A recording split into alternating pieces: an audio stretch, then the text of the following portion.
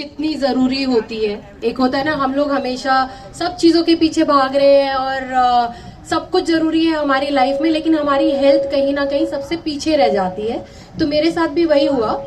जब मैं 2017 में डायग्नोज हुई, मैं अपना बर्थडे सेलिब्रेट कर रही थी और मुझे ये नहीं पता था कि मैं इतना कैंसर के साथ में वेरी नेक्स्ट डे मुझे न्यूज मिलेगी कि I am a cancer patient very next moment. तो बहुत डिफिकल्ट होता है।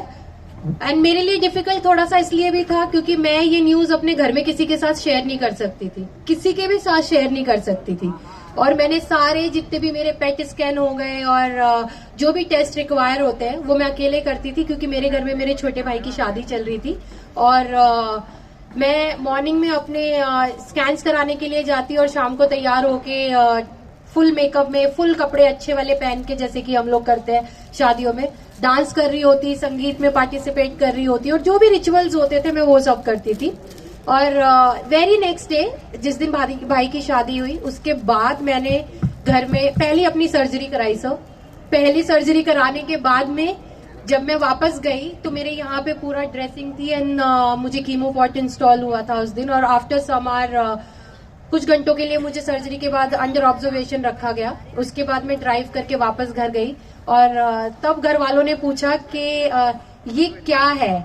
तो तब मैंने उनको बताया कि मुझे कैंसर डायग्नोज हुआ है। और जो माहौल खुशियों का था, वेरी नेक्स्ट मोमेंट वो माहौल गम में पूरा तब्दील हो गया और सब लोग रोने लगे।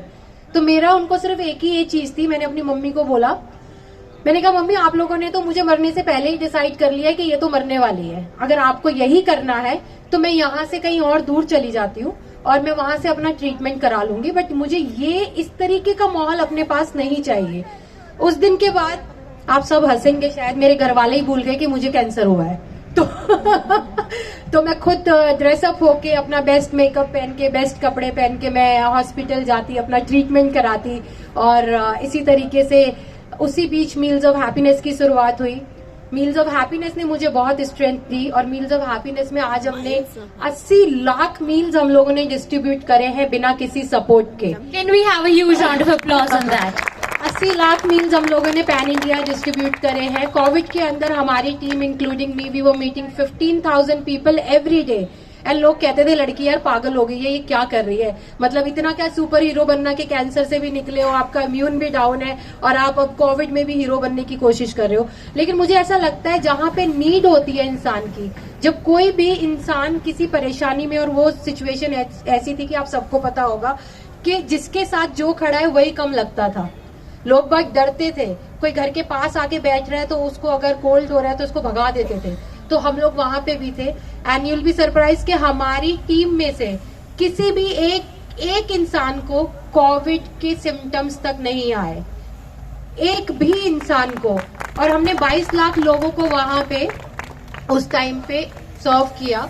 और आज हम लोग काफी सारे जो माइग्रेंट कैंसर पेशेंट्स हैं जो गांव से और कस्बों से आते हैं, उन लोगों के लिए हम लोग कोशिश करते हैं तब तक वो यहाँ पे सड़कों पे और रैन बसेराज में रहते हैं, हम उनको पूरे महीने का राशन प्रोवाइड कराए। क्योंकि ना तो उनके पास काम होता है, ना उनके पास पैसा होता है, ना उनको ये श्योरिटी होती है कि उनका नंबर आ जाएगा, कल आएगा। They are not privilege like us. ना उनको फिटनेस के बारे में पता है। तो हमारी कोशिश होती है कि हम लोग, and the best part, sir is also supporting me in that cause. तो ये बहुत बड़ा सपोर्ट है आपका मुझे। तो हम लोग अपनी पूरी कोशिश करते हैं कि हम जैसे भी इस कॉज को प्रमोट कर पाए, इसको कम्युनिटी को हेल्प कर पाए, हम वहां तक पहुंचे। और अभी तक हम लोग 50,000 लोग औरतों के लिए कैंसर अवेयरनेस के कैंपेन कर चुके हैं। सिटी में नहीं, गांव में, कस्बों में जाके, क्योंकि सिटी में तो स्टिल हम लोगों के पास बहुत सारे ऐसी चीजें हैं, रिसोर्सेज है जिससे हमें इजीली इन्फॉर्मेशन मिल जाती है। और लेकिन सैड बात यह भी है कि सिटी में ही सबसे ज्यादा लोग हैं जो कैंसर को इग्नोर करते हैं।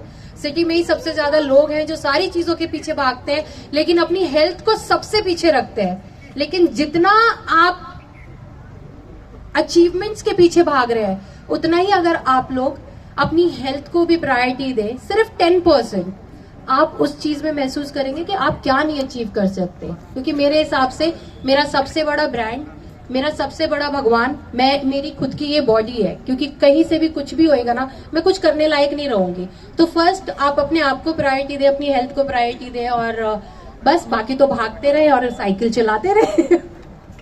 Thank you so much. Thank you.